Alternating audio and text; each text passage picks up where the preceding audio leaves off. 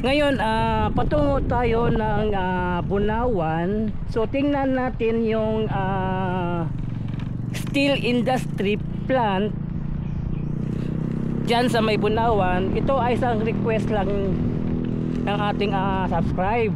So puntahan natin at tingnan lang din natin yung katabi kung saan yung dadaan yung bypass road patungo ng Panabo.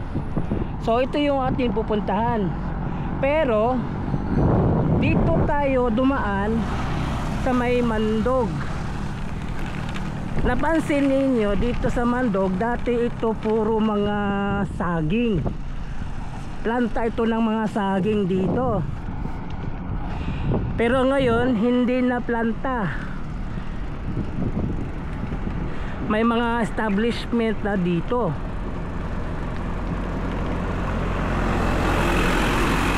At itong Mandog ngayon ay tinatawag na ito Mandog City.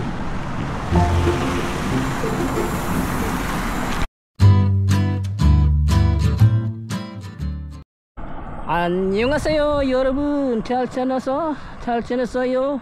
먹으시고 행복해서. Welcome to my channel, Crispy Core TV. Please subscribe, like, and share.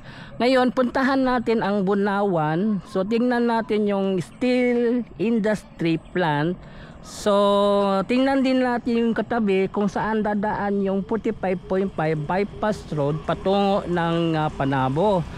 Tingnan din natin yung iiwasan nilang planta, yung steel industry plant.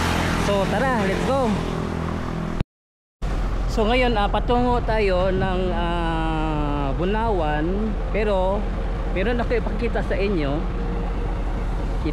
Ito yung daanan galing sa Mandog, then ito paakyat ng Kalyawa, then ito yung daanan bypass rin din ito. Ito yung paakyat papuntang Indangan. So isang bypass rin ito.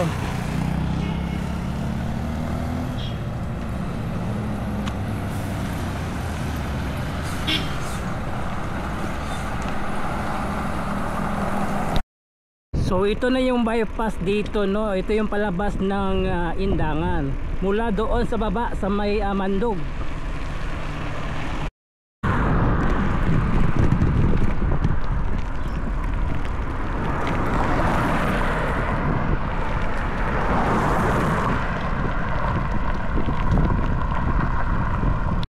Katakot-takot ang akyatan. Mamaya babalik tayo. Mula sa baba sa Mandog. So nandito tayo sa may Indangan. Ito yung papuntang Buhangin, then ito yung papuntang Bunawan. So dito tayo. Kanina dumaan tayo kanina.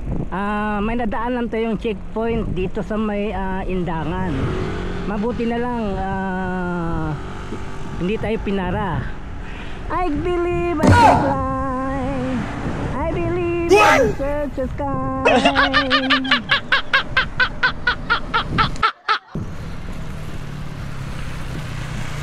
So ito part ito sa Tibungko. Ito yung Tibungko. Then dito yung Bunawan.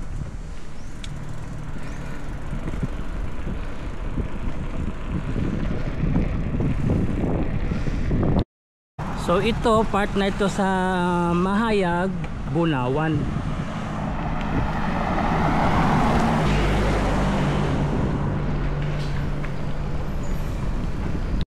Yung Bunawan papuntang Batalyon,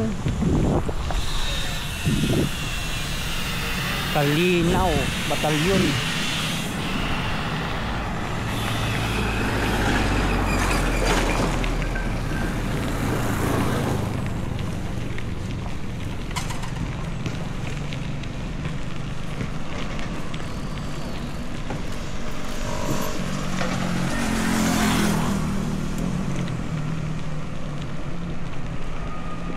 So ito yung padiretso ng Bunawan.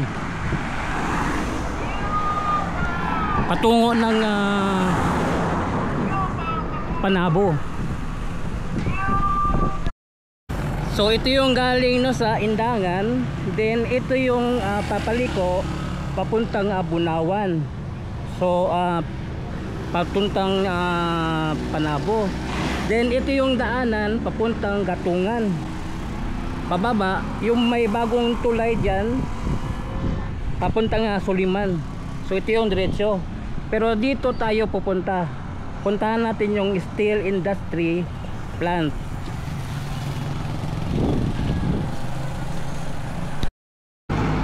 So ito yung Steel Asia dito no sa may Bunawan. Ito yung gumagawa ng mga bakal. Industrial. Ito yung planta.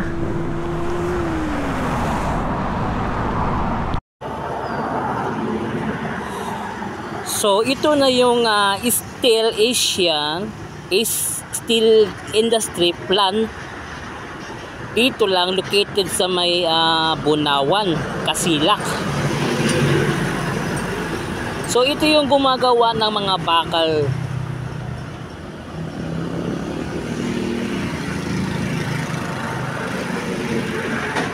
Steel Asia Industrious Plant.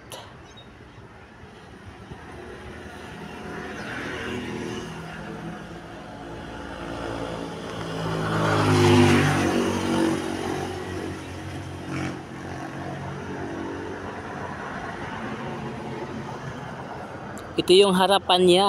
So ito yung Bunawan pababa patungo ng Panabo.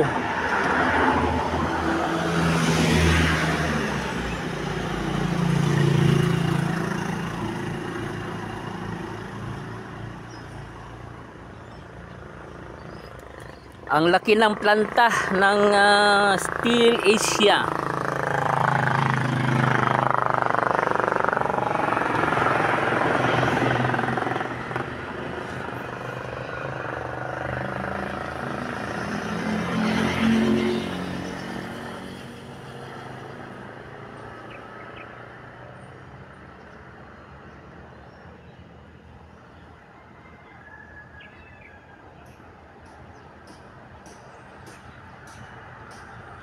So ito yung likuran ng Steel Asia.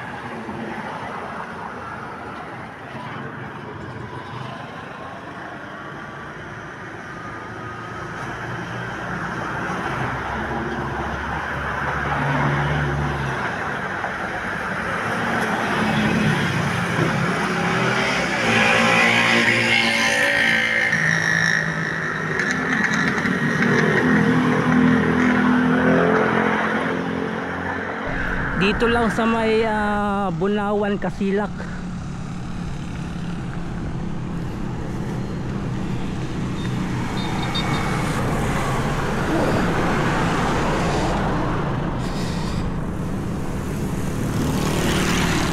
Dito nagmumula yung mga bakal natin. Sila yung gumagawa ng mga bakal. Ito yung planta ng mga bakal. Steel Asia.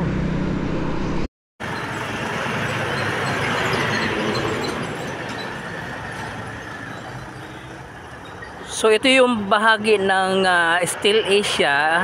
Ito yung likuran niya.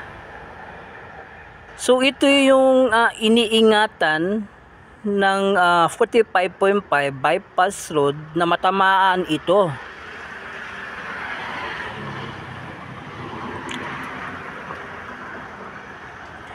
Ito kasi yung parte na dadaanan ng 45.5, pero ito yung iingatan nila na hindi matamaan itong steel industry. So ito yung location ng 45.5 na gagawin dito. Pero iiwasan talaga nila itong steel industry.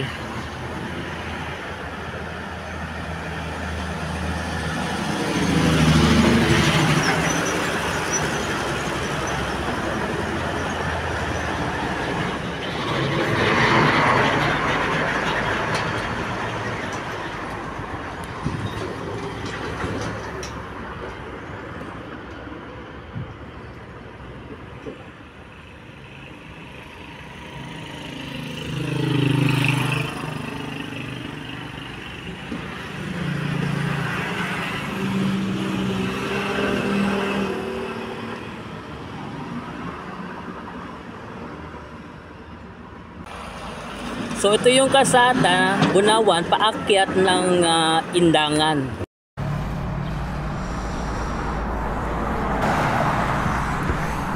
So yun, hanggang dito lang yung update natin dito.